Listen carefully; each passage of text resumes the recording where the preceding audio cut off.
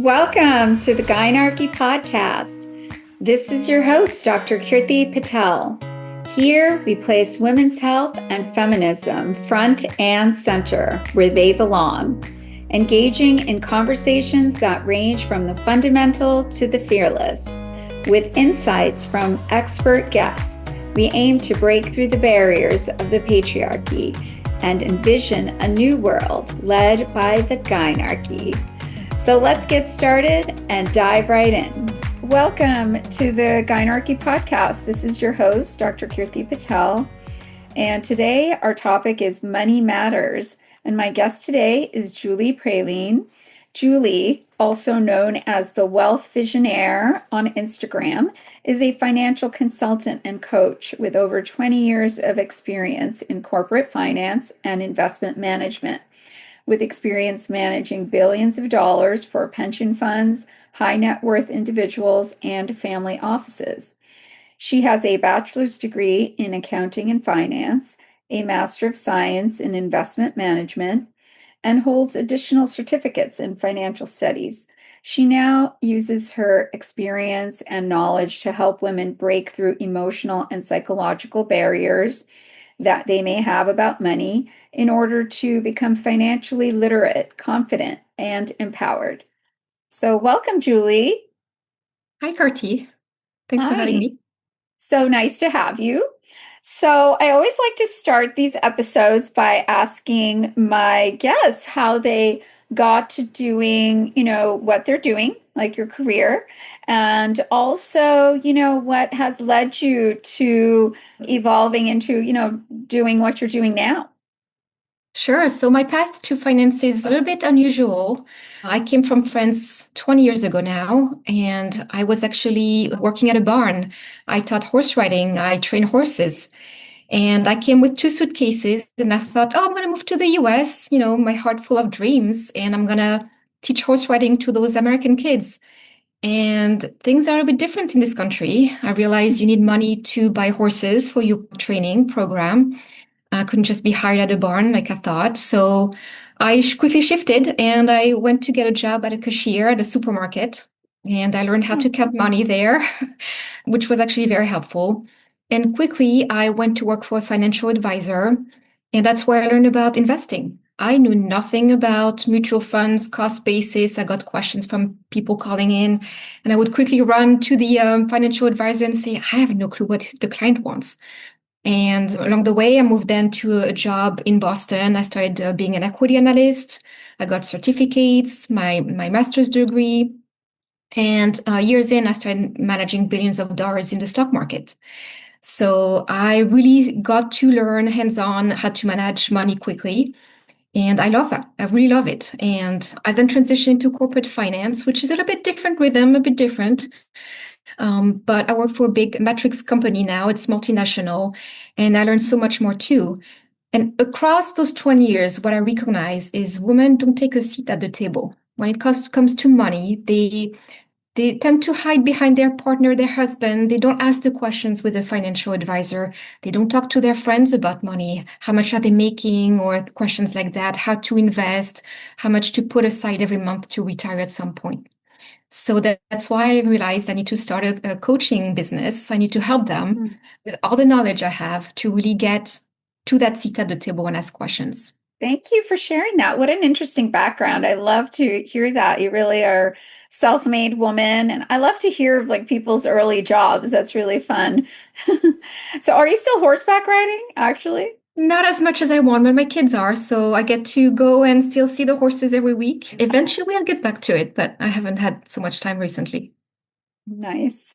So, so the reason, I wanted to talk about this is, I agree with you. I think that women don't, take the reins often and often do leave it to others with regards to their money. And, quite frankly, we live in a capitalistic society and money is power. And I think women need to be more educated about it, learn to save, invest, and build wealth so that we can have more power. And I really think that's how we can achieve freedom, freedom from a lot of these expectations that people have on women. Yeah, I also find that we're really good about teaching people about how to earn money, but not about what to do with money. And it often keeps people poor and struggling, even though they have a lot of skills and might, get a lot of education and have a lot of skills and be able to earn money. So thank you for being here so we can start this conversation. So before we get started, I actually do want to make a little disclaimer. We are not offering any financial advice. This is for educational Correct. purposes only. Yes. And please do seek out your own resources to help you with your own finances. Correct. If you have tax questions, specific personal investing questions, you should go to a licensed financial advisor. I used to have those licenses, so it's a SEC requirement. So make sure the person you talk to is licensed and has the knowledge to talk to. Is there a resource for checking, somebody's Yes. background that you want to work Yeah. with or You finding these advisors? absolutely. You can go on Broker Check. It's a website. You type the name of the person, for example, if you identified someone, and you can see if the licenses are active, if there's Okay, been any wonderful. lawsuits. So do that first. Yes, great. So I guess I want to know what you see as, well, I guess I've shared why I think it's important for women to learn about money. Do you have thoughts on that as well? Yes, so we really, in the next few years, are going to control the majority of the US consumer dollars. Also, in terms of longevity, and I'm sure you know that as a doctor, we tend to outlive men. And Mhm. it's important we participate in the decisions in the household, but also even if you're not in a relationship as your own being. And I've seen that firsthand recently with someone whose husband passed away. They had been Mhm. married for 60 years. And up until on his deathbed, he was still signing the checks for the bills.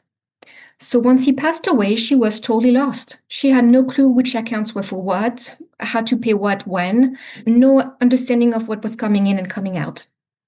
And so it's been 6 months of really hard decisions. We've been guiding her through that process, but please take control. Don't rely on someone else to do that for you. I think it's very important. We know our numbers intimately to not fall into a toxic relationship.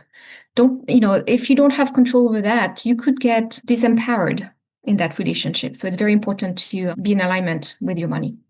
Very good advice. Yeah, that's something I definitely want to touch upon is money and relationships. But to your point, yeah, I find some of these statistics really exciting. I've also heard that women will hold about half the wealth in the world by 2030. And by 2050, they project that women will have more of the wealth in the world. So things Woohoo! are going to change. Yeah, it's very exciting. So, so you mentioned a couple of problems here. What are some of the biggest problems you see with women and how they handle money or their Yeah, relationship with money? what I see the most often is a lot of embarrassment and shame when it comes to money. We keep it locked in. We don't want to talk about it. And what happens is that you end up spending not in line with your values or spending too much, not understanding your numbers again. So it's very important you understand that.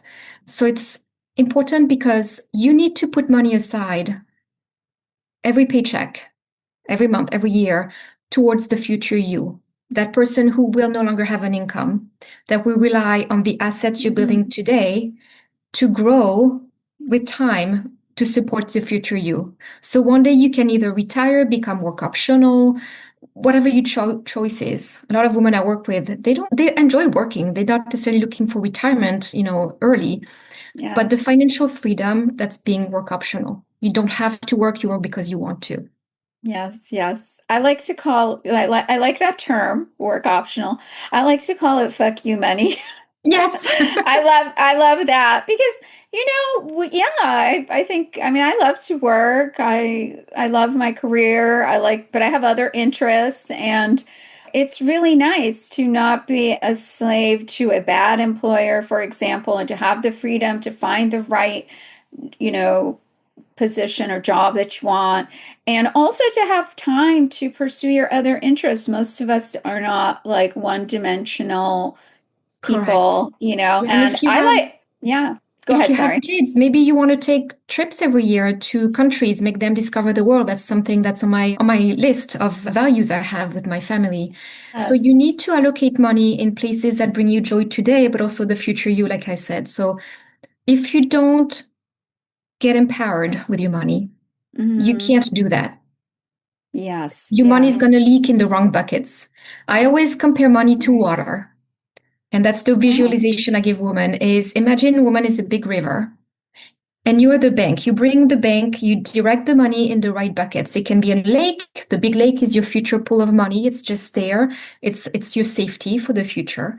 It can go on another side in another bank and it's going to feed a tree that's growing. And that's maybe something that brings you joy, gardening, horse riding, whatever it is. But you have to direct that money. If you don't, there's leaks right and left, and you have no clue where it's Mm-hmm. going. So you have to provide some structure to that water that's flowing. That's your money. And that's the way I like to describe it to women. It's just Mm-hmm. giving it direction. That's wonderful. It sounds like that's probably some place you have to start when you start working with somebody, right? Is deciding what their values are and where they want to what they want to grow and spend money on, right? In their Yes, it's the lives. beginning of any work we do when I work with women is understanding their values, their core values, and everybody's different, and Hmm. putting goals to those values. So whether it's long term, mid term, short term, having that on paper, sitting down with yourself and writing that down gives you clarity of where the money should go in which bucket. Okay, great. So, how can women overcome some of this fear or anxiety or this lack of confidence that they often have about money? The first point is really admitting to yourself you've been avoiding it. Mm. You have to be honest with yourself. And a way to stop avoiding it is just to start putting on your calendar some money dates. I like to do it weekly. Every Friday, I meet with my money. I go on my Oh, computer, I have my little cup of tea, I light up a candle, I make it very soothing and soft and enjoyable. And I will go open my bank accounts and I look where I'm standing. How did I spend money this week? Was it in alignment with my values or did I react to something? Did something trigger me to fall out of alignment with my goals? And so that's the first step I advise women put some I money love dates on your that. calendar. I Yeah. love that because, I very much know that, where your attention goes, that's what grows in your life, right? So you Yeah. have to prioritize time, say if with your family, for work, for your relationships. And yeah, we think of money often as an afterthought. So I love that. I'm going to start doing that. Date with your Yes. money. And give it a name. For me, it's my prosperity golden hour. That's how I call it. Oh, It I has to be love that. something. Yes, you have to look I forward to love it. And it. create that Yeah. moment during the week that feels good. And Mm. you'll see a shift in the way you connect with your money. Yeah, I love It's going to that. become powerful. The outside, once you pass that initial fear, shame, and whatever you feel when you Mm. think about your bank accounts and your money, you're going to shift that and it's going to become a pleasurable moment with your money. Yeah, I love that. Yeah, And I make time for exercise. We should make time for yes, money. 100%. In the same way you do that, maybe you realize, oh, I really don't know anything about investing. How can I learn more about it? Put that in your to-do list, with your money date is educating yourself with investing. There's plenty of information out there. You can also just go talk to a financial advisor. Now, know Hmm. that you'll pay fees for that, but Yes. the initial call could be very free. And so just go educate yourself. There's so many options for investing. It's like all the colors of the rainbow out there. Yeah. So know what you have as options and then decide where you're going to go. So how long are your money dates? Is it like a date? It's Or a is it 30 an minutes. hour? No, Oh, 30 okay. minutes. Okay. It's a quick little time. If you have a partner, do it with your partner. It can be fun. Mhm. I just sit there and I just check. What did I Love do it. this week? Yeah.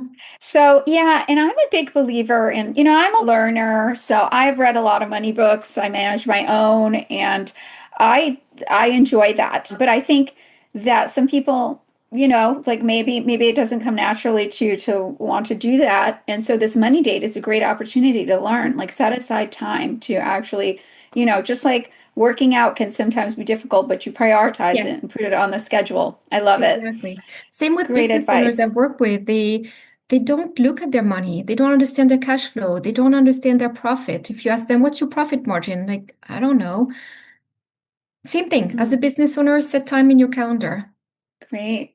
So, it's a given that, education is important. So you can help to, find a financially rewarding career. I think for me, it was kind of easy. It came naturally to me to pick I chose very young and I just worked towards that goal, right? To become a doctor. And in your case, that sounds like you like things came in your world that led you to this career. But like, what advice do you have for young women, say, who don't know what to do and what career path to choose? First thing is network, connect with different people, different women, different men, and go ask questions. I think it's very important to seek mentorship in your life, especially when you start out. I've done that plenty of times. I got plenty of different advice, and then connect with yourself and see where it feels good. Okay, If you yeah. get a reaction like, oh, that does not feel good, then it's probably not your path. But keep asking questions. Yes. I mentored a lot in my 20 years career. I love mentorship. I love helping younger women. So also, if they're listening and they want to ask me questions about the industry, come connect and come ask me, we'll book a 30 minutes call and discuss career path. Great. Yes, I think that's so important. I'm very much a believer. I consider myself a scientist, but I also very much believe in intuition. I feel like you should listen to what's calling you. We don't sit and, feel, but what is drawing us and listen to the inner voice. And we're often being led by outside voices. So I think, Mhm. yeah, sometimes listening to that feeling that you get with around different people, different opportunities, may lead Yeah, you. and also, if you're in the US, there's this ability to change careers, and people don't question it. It's not seen as a negative, it's a beautiful thing. I Mm, grew up in France, and once you set a career, you tend to stick with it. What I love about mm. the US is that ability to switch. I changed many times. Like I said, I worked with horses, corporate finance, investing, administrative work, retail, food retail. So I switched many times. And I love that. And don't be afraid if the career path you started on is not the right one. Go look for other things. When I was doing this, I interviewed, I think, twice a week for almost 2 years straight to figure out my next step. I reached out to many people, and I'm glad I did. Yeah, I think it's actually rather old-fashioned now to think that you're going to stay at one career for 50 years or whatever. Mhm. Because I like to share this with other friends I have or younger women as well, is and my daughter even, because she has a lot of talents and she, is really tough for her to pick a major. And I was like, this is what you can do now, and then you will Yes, change. And I feel like life is so long in some ways. It's short, and yet it's also very long, and you're going to wear maybe many hats. I mean, I certainly am doing that yes, now. So, yeah, and I continue to be a doctor, but I continue to put other hats on. And I think that, yeah, the world is your oyster. Enjoy and find other things that make you happy that you want to do. exactly. So, what should young women know, or women in general know about negotiating salary and benefits? That's often a challenge. Oh, yes. So we're so lucky. We're in a time where so much information is available online. And some states are even now, like in Massachusetts, you're required to put the salary range in the job offer. So there's a lot more information now than there was maybe 15 years ago. So I say, do your research. Go on Google, the salary.com, all those websites, you can figure out the salary range. It's going to take some time, but it's so important you know that. And once you go for the interview, and let's say you get offered a job, a position, there is no shame in asking for more if you feel like the salary that you're being offered is below what you were expecting. I've asked for more. I've been declined the more, but that's okay. It's just a no. It doesn't hurt, but you have to Yes. ask.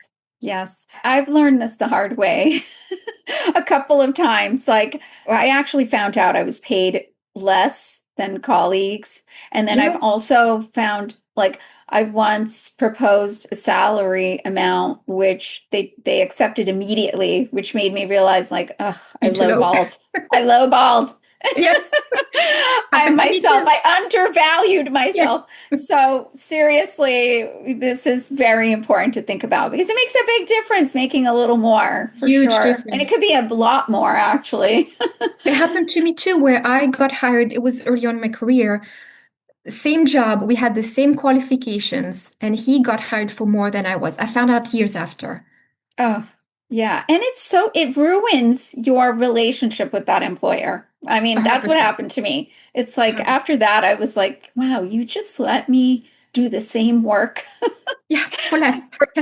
Yes. So I feel like that I feel like employers should think about this too a little bit more. Mhm. So another challenge for women is that they end up, and this applies to me as well, like, and perhaps you as well, like, there was times in life when I had to take time away from the workplace for, pregnancy and childbirth and caregiving, and some women do elder care, and so, obviously there's impacts, negative impacts, and I'd love for you to speak about that and maybe ask, and I guess I'm asking you, what can we do about that? Yeah, so that's a topic that actually lights me up so much because I've experienced that as a negative in my career. When I was pregnant with my first, I came back for my 12 weeks maternity leave, which is a lot for the US. Hmm. And my boss said, well, you're not getting the promotion because you were away for 3 months this year. I'm like, I Oh my wasn't on goodness. vacation. I was Is feeding and that keeping a legal? baby. Is that, No, but that at the was time I not, didn't know it was not legal. oh I my was goodness. furious. I was Yeah. furious. I went to CHR and she said that having kids would slow down my career. And if I wasn't happy, I could go find another job somewhere else. I was Oh, so shocked. And okay. this If woman this was a mom. happens, This woman was a wow. mom. So I was speechless. Yes. I call these women handmaidens of the patriarchy. Yes, yes, they're in the What the matrix. hell? Yes, That's terrible. They it was should be terrible. advocating. Yes, yes. Yeah, it was the same Okay. company that paid me less in the mail, by the way. And just for everyone out there to know, if this happens to you, please, yes, consult Yeah. HR person and then consult a lawyer perhaps, because Hmm. it's Yeah. likely illegal. Um, so yeah, and how can like women, factor all of this unpaid labor that women do for their families and societies when financially planning for themselves. Yeah. So first, you could plan for the time you'll be away and save money on the side, knowing that depending on your employer and the benefits, you might be not be paid for that time. It happened to me on my second child. I found Mm. out way too late, but thank God I had Mm. invested in real estate and sold my house, and I had cash sitting there to cover the 3 months I was out of work. But really, I want to flip that discussion to something else. It's also on the man to Mm. step in there. And yes, they don't carry the babies, and yes, they don't have to nurse the baby, but they can help. And I've seen too many times male colleagues not taking their paternity leave because they have nothing to do. They can't help. I'm like, I'm sorry. No, you can help and you There's should take your groceries, paternity leave. tough, Yes, you're a right? father. Yeah. So I want to flip that and say we probably should help men step in more in their role as a father. We need to let them be a father too. It's a discussion I had with my mother actually, where she realized that she probably didn't let my dad be in as a father, didn't let him participate enough. And it's something that we have to be conscious about. Do we let the man be a father in that relationship when we have kids? Yes, yes. I mean, we've come forward a lot compared to the years past, but there Yeah. is still a lot of work to do. Yeah. Yeah.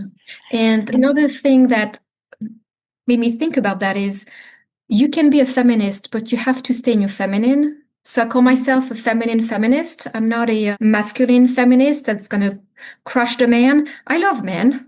I love the men in my life. But when we're feminists and fighting for our rights, we need to remain in our feminine power too. and let them be the men in the relationship. We all have feminine and masculine qualities in Yes. ourselves.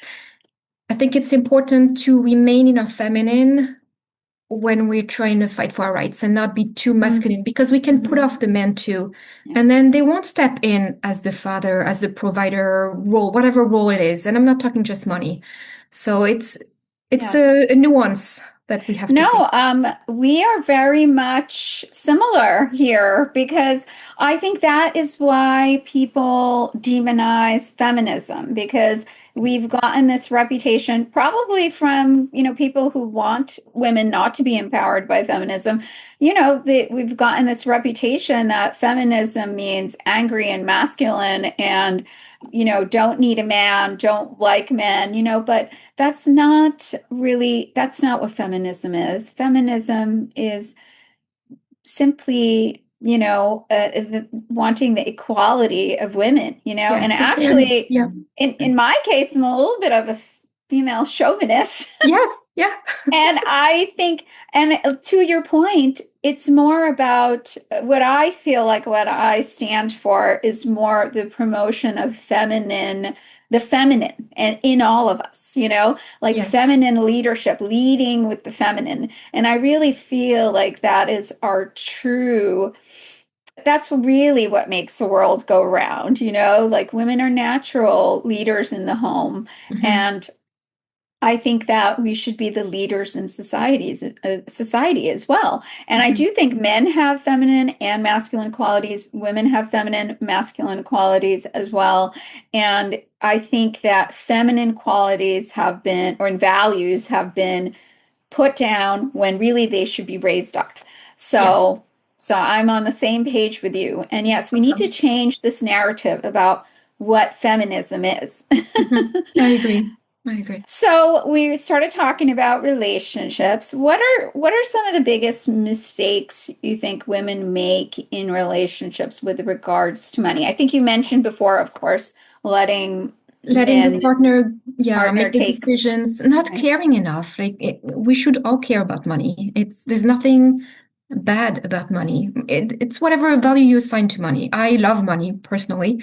Me too. It's not just for a number in the bank account. It's the freedom Yes. it gives you. It's the choices it gives you. Yes.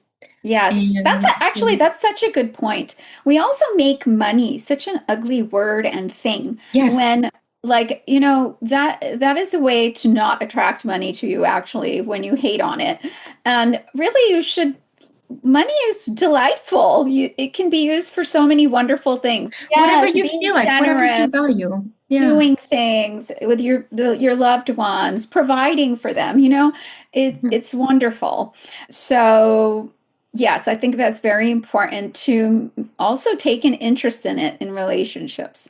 So, what are things women can do? Because I feel like, and I'm not saying in all relationships, of course, Mhm. but sometimes women suffer financial abuse in relationships. And I guess, do you have any tips about how women can financially protect themselves when getting into a relationship or a marriage or, Yeah, you I'm know, not a proponent to have joint accounts right away and disappear as a individual in a relationship, both for the man or the woman. So I'm a proponent of keeping separate accounts for your personal spending and have a joint account for the common household expenses, whatever mortgage, TV bills, whatever it is. Mhm. But whatever is yours in your personal account is yours to spend the way you want. And have that Yes. discussion with your partner. Be clear. Too often we avoid the discussion. It's uncomfortable, but I think it's very important to say, if that's my money, I'm going to spend it the way I want. If you want to spend it on a fancy car, or golfing, or painting lessons, I'd go spending on getting my nails done if I want to, and no judgment. Yes. Yes. I'm actually much stronger in opinion about this. Like, I don't even think you should ever work towards a joint account. Mhm. I mean, maybe one shared joint account, like you said, but I I personally think don't women, have, yeah, I don't have a yeah. joint account. Oh, Some people oh, find it yeah. easier. You have to find what works for you and your partner. I think it's very important to Yes. have that Yes. discussion. And Yes. especially if you're going to stop working to raise kids, have that Mhm. discussion beforehand because you're going to have lost income if you take years off Yes. where it might be Yes. difficult to go back to work Mhm. after that. So just be clear on who's responsible for what. Yes, I think it's very important for women to always have access to their own funds. This is very dangerous not to do that. I mean, and also something could happen to your partner and his Yes. money. His money style may not be the best style. You should have money. Yeah. And yeah, I once read a book a long time ago by Susie Orman, the Oh, yeah. financial, Yeah. and I love her books. I recommend her books sometimes to people because one of her books, I remember her saying, even if you're a stay-at-home mom, a stay-at-home wife, mother, your husband's salary is your salary as well. And you should have a Right. separate account, and half of his salary should go in there. Right. And I Yeah. thought A that was portion. brilliant, brilliant advice because, Hmm. yes, you are just taking a lot of risks, and you may Yeah. never get divorced, but you might, it's actually not that uncommon. So, Right. What is it? 50% of marriages end up in yes, divorce. So, exactly. And, think positive, but you just never know. yep. And also, like, I've heard so many stories from patients and other friends, women. Some women have, because their partner's style with money is so different, they have to sneak money to their children or Uh, be able to pay for things for friends or family. And, it's uncomfortable. And like, you should be able to decide. I don't like this concept of when you're in a relationship that two become one. No, you should still you still be separate people. individuals, Yeah, yes, and I honor agree. your own interests and values and, growth. Hmm. So, speaking of that, what other, conversations do you think need to happen before like children? Oh, that's a big topic. So I think talking about the values is so important. It's what do you value each for education for your kids? What about religion? That can be such a contentious topic. Mhm. Family values, aging parents, who's going to take care and spend how much time for which, grandparents, traveling and vacation, how much money do you want to spend? How much time per year are you going to allocate to that? Who pays for what? Also, what if salary for one person changes dramatically for one and not the other? That can create imbalance. How are you going to address that? And are you still going to do 50-50 for the expenses, or are you going to take the route of being fair? For example, if someone makes 5 times more than the other, then maybe the person who makes more money should take on a bigger part of that expense. Mhm. So, This is a I love great that. topic. Yeah. Thank you. Yeah, there are so many points there that can lead to conflict that you mentioned. Yes. And I love that you brought up this 50-50 thing. That's a big like topic of conversation on social media or TikTok. I see that.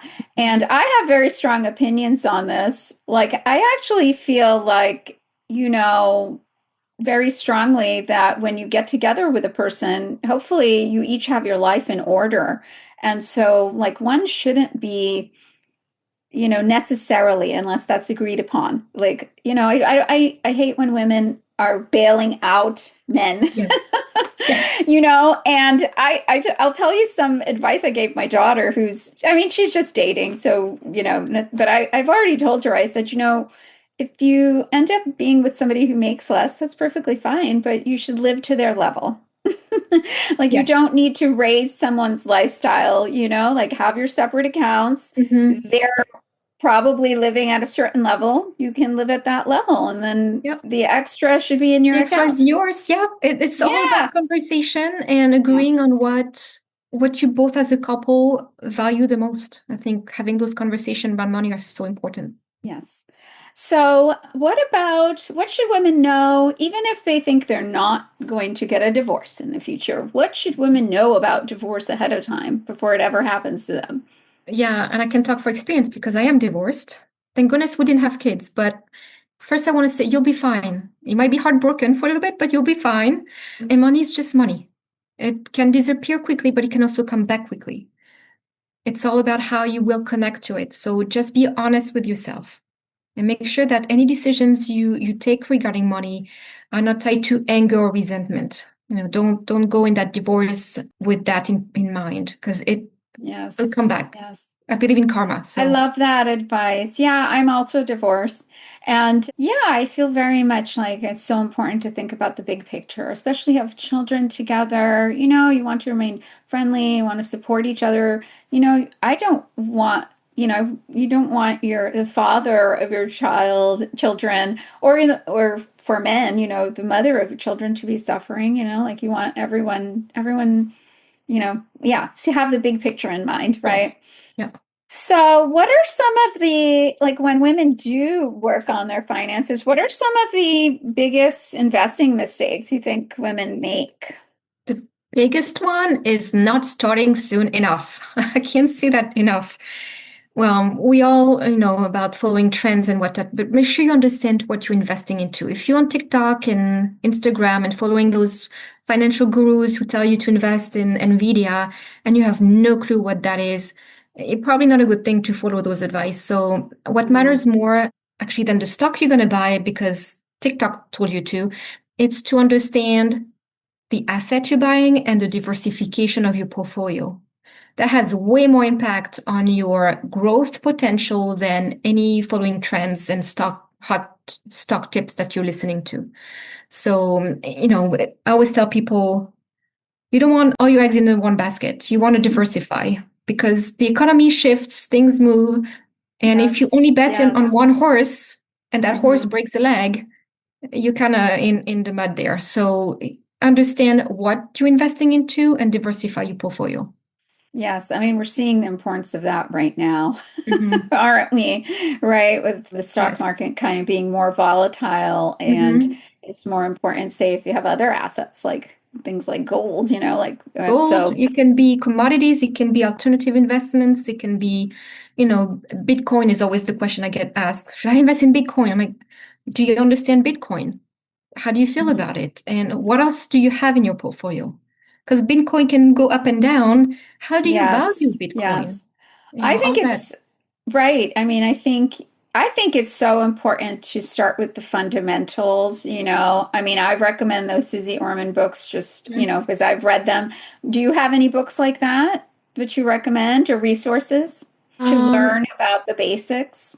yes, there's plenty. And now I'm dropping the name. It's going to come back. Okay. Once Okay. I Well, once I people remember, should I'll do tell their you. research. And I think before you jump into things like stocks or Hmm. speculative investments like Bitcoin or other things out there, that you should at least know the fundamentals. That's what I would Yes. say. And I think it's okay to have some fun money to invest in things like, Bitcoin or Yeah, other things, it but you shouldn't be have your to. only. Yes, yes. Like you have to be aware of the risks Yes. and right. And I think And you're only ready to do that when you know the fundamentals, right? yes, and I remind women, boring is okay. Investing in Yes. boring investments is okay because boring does fine Mhm. over time. And when you invest, remember, it's not a short-term get rich scheme. When you invest in the stock market, you're betting on the long-term trend of the company, whatever you're buying into. Remember, when you invest in a stock, for example, you're purchasing a piece of that company. So you Mhm. want to understand what, if you buy, I'm going to say an example, not investment advice, but let's say you buy P&G, which makes shampoo and soaps and things like that. Do you actually like the brands? Are you a consumer of those brands? If yes, maybe you want to look into that company and bet on it, for the long Mhm. term. So there's so I many things to look at when you invest. Yes, yes. And I used to try to do that, pick out the stocks, but I am such a big believer in just buying those, ETFs? like ETFs, like Yeah. S&P 500, or, Me too. like just as, something easy, It's set easy. it and get Buy it, right? 100%. You're not going to touch that money for years anyway. So Index funds, they're the called, right? index Index funds, funds. yeah. And the Yes. advantage of those against that whole idea of not putting all your eggs in one basket, you buy your pool of different companies. So it's leveraging some of the risk. It's diminishing Yes. some of the risk. Right. And it's not just about stocks, right? I think this is why it's so important to learn, because there's so many different types of assets, right? Yes. There's not just the stock market, there's real estates, there's bonds, there's Mhm. cash Commodities. accounts that Yes. earn interest, there's You mentioned the crypto. There's many other things. There's physical assets. People invest in art, in Yeah, luxury jewelry, goods. and exactly handbags. Okay, Yeah. me and the girlfriends love investing in Yes, they've handbags. actually been good values in the last 15 years.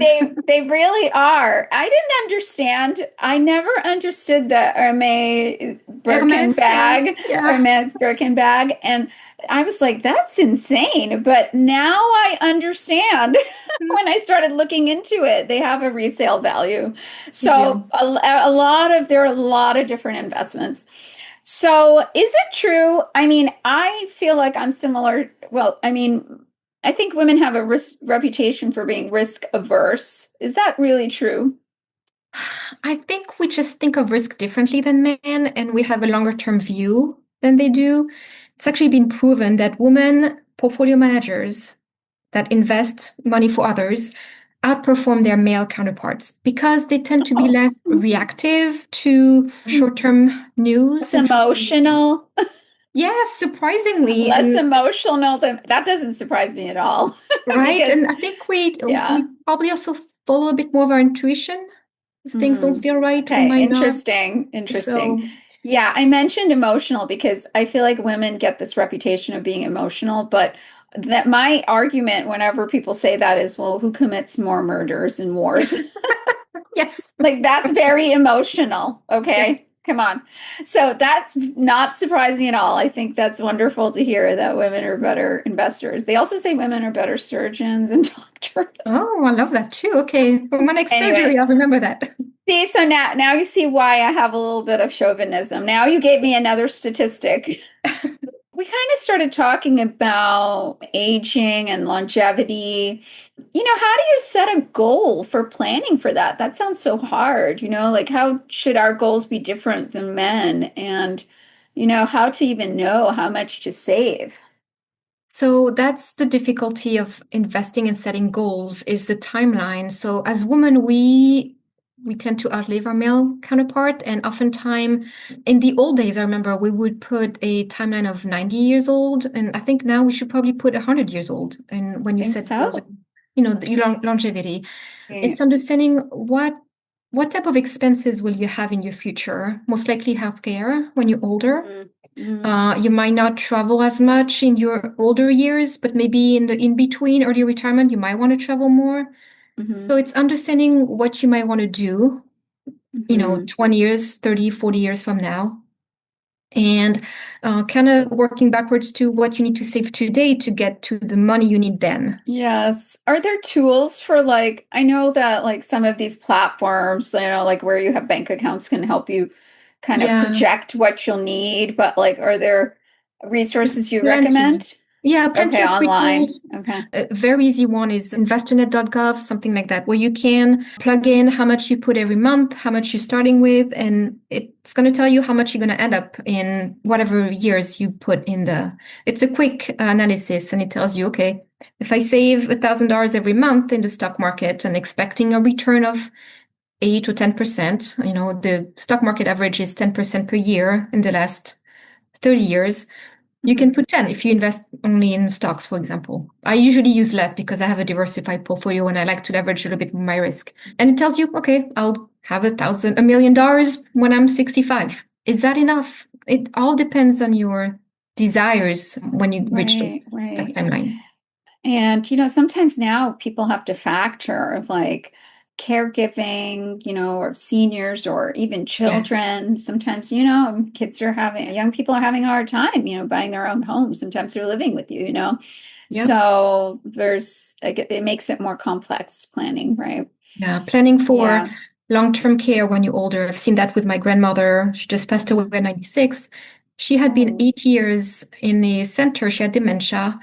My father, who's in his 70s, took care of her for so long, managing her money and all that, planning. Mhm. Thank goodness she was an entrepreneur. Thank goodness her and my Mm. grandpa had saved enough, invested enough, were Nice. savvy with money, that she had enough money to have her be placed in a center that Mm. was good, because so many centers are Nice. not good. So No, yes, a lot of that's all nursing about planning for that. facilities are a problem, right? Yeah. Okay, yeah, exactly. That's wonderful. I'm glad that she had so many people. I think that's such a big problem. We don't care for our elders in this country properly. Yes. And, it's sad to see people not have, die with dignity, Hmm. and be in dire straits towards the end of their life. So Yeah. I And think I it's think really good to think about it. as women, we tend to care for others, right? We want to care for Yes. our children, want to care for our parents. And what happens is we don't care for ourselves, we don't plan. So I would say Mm-hmm. before you start putting money for your kids' college fund or already worry, I do that, my fault, but I worry already for my mother. How is she going to afford all that? Plan your own future self, plan your own need, Yes, save yes. money for yourself first. It's like, I the airline, they say put your mask on first. It's the same thing. Yes. I think of it that way myself. I'm like, I don't want to be a burden on anyone, and the way to not be a burden is to make sure you're taken care of. So it's self-love, and it's also trying to, it's actually caring for others by taking care of yourself. You Mhm. eliminate yourself as a problem. Yes. And I also, I think that it's important to care for others, and that's certainly one of my values, is being there for my children and my parents and my loved ones, my friends. But I don't think that that should be an expectation, like your kids or should take care of you. I hate that attitude when people Me have too. children and they It drives me think nuts. Yes. like, yeah, oh well, I had children, and oh, they'll take care of me in old age. That is not why they were put on No. here on earth for. Correct. It's I so it's I so see it sad also. because it Yeah. stifles the kids from living to Yes. their full potential. We raise them to be able to fly on their own. You push Yes, them out of the nest, whatever age that is. You want them to fly away and start their own life, not come back to yes, your nest that's crumbling yes. and repair your nest. No, they fly out and they Exactly. live And there. if exactly, like I feel like my parents were very much like that. They encouraged us to just go live our lives, and they asked for nothing, but I want to help them, like we all Yeah, want to help them. And that's something different than the expectation that you must help us. 100%. So, Julie, it has been so wonderful talking to you. I have to start winding it down. Yes, we Do you could keep have on going like forever. I know I really could. We'll have to have another follow-up discussion about another topic in the future. But would you like to leave us with some of your top tips for women to think about in terms of money? Yes, first, it's nobody's perfect. So you're going to make mistakes, whether it's investing or budgeting. You're going to forget the expense that is coming up. Mistakes happen. Don't beat yourself up, but be consistent. Do your money dates. Look at your money in the eyes. Be honest with yourself and your spending habits and whatnot. Be consistent in your investing in the stock market, the bonds, all those, because that compounds over time. So the sooner you start, the better off you'll be in your older age. So, be honest with yourself and be consistent. Great. So what is next for you? What are your current projects or future plans that you would like to share with everyone? Sure, I am actually developing a membership program where I'll be having Women in My World as a group, and I want to build this community where we can meet on a monthly, maybe bi-monthly schedule and talk about money. Anything from budgeting to creating the right structure in your bank account. There's different tips I have around that, and really create that community of support. And I Okay, also I'm developing a CFO services offer for women entrepreneurs if they want help with their cash flows, forecasting, all that, all in a very feminine way. I want to really support them with that. So that's in the works. okay. Great. Good luck with all of that. Where can my audience find you if they'd like to follow your thoughts? I'm on Instagram, The Wealth Visionnaire, or I have a website, thewealthvisionnaire.com. So either you can find me or LinkedIn, just Google my name, Julie Praline, and you'll find me there. Okay, wonderful. Thank you so much, Julie. It's been Thank you so much, delightful. Gertie. It was a pleasure. Here's my closing thought for today. In the patriarchy, women's work is undervalued. They are paid less, suffer penalties for motherhood and caregiving, have less access to information and resources, and are more likely to live in poverty and dependent on men. In the Gynarchy, we want all people to live comfortably and with dignity throughout their lives. And we recognize that in order to promote these values and make change, that we need more female leadership. And that in order to achieve that, we need more women to acquire wealth and power. So down with the patriarchy and up with the Gynarchy. If you've enjoyed this podcast, please leave us a review on one of the podcast platforms. Thank you so much. Did you enjoy this episode of the Gynarchy podcast? Know someone else who might enjoy this conversation? Make sure to subscribe and share the show with your friends and family. Find us on Apple, Spotify, YouTube, and just about anywhere you find podcasts. On social media, we can be found on Blue Sky, Instagram, and TikTok at The Gynarchy. Thank you so much for listening.